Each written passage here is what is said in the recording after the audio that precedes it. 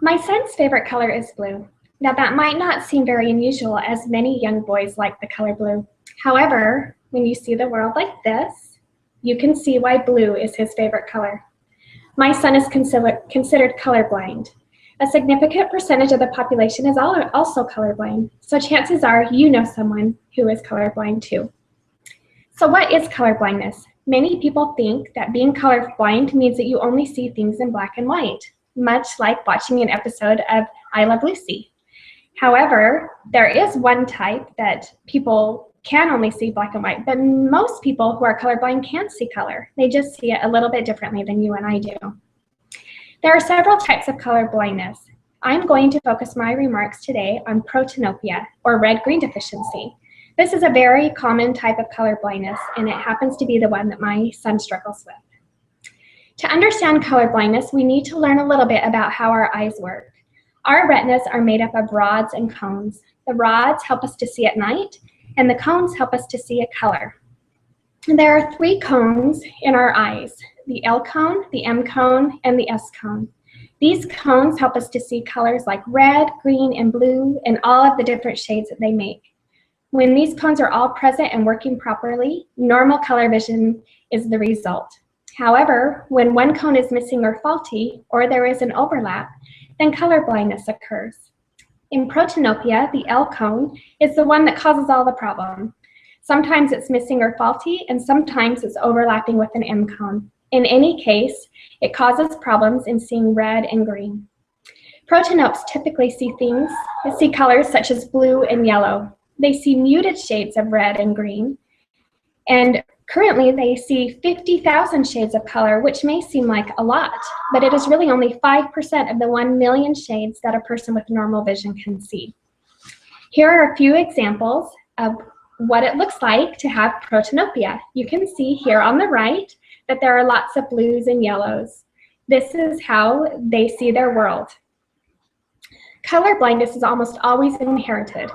There are times when it is caused by physical damage or chemical damage, but mostly genetics is the problem. The mother is the carrier. So if you have a male who has color blindness, he got it from his mom. And chances are she has a father who has color blindness. And this is definitely true in my case. Color blindness is considered a disability, and there are a few limitations. It can affect the type of career that somebody would choose. For an example, an electrician needs to have a good color sense as he's connecting colored wires together. And an interior designer needs to have a great color sense in putting her rooms together and designing beautiful spaces. Color blindness can also affect a young learner in the classroom. Think of all the ways that color is used in the classroom. Things are color-coded, such as your folders and your tables and your cubbies. This can be very confusing to a child who is color challenged. When my son was in preschool, we discovered that he had this problem. No matter how hard I worked with him, he could not remember the names of the colors. And then when he got to kindergarten, he would often ask his friends if he was using the right crayon. That clued us in that there was a problem, and we were able to check and see if he had this problem. One way that we can test for this is the Ishihara color test. It looks a little something like this. Can you see the shape hidden in these dots? If you cannot, chances are you might be colorblind. Your eye doctor can do further tests to determine if this is true. Currently, color blindness is a permanent problem. There is no cure. However, there have been many advancements in technology that can help people see colors.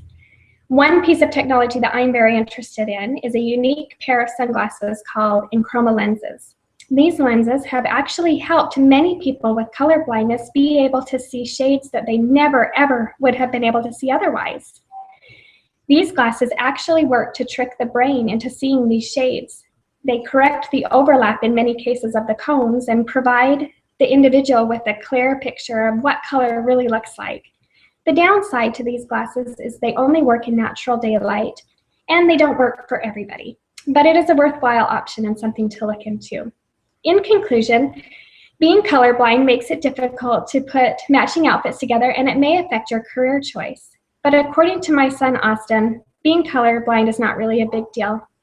He said, quote, You can still see everything, but you just see it a little differently. It only affects the colors you can see and not what you can do." Close quote. As disabilities go, this one isn't too bad.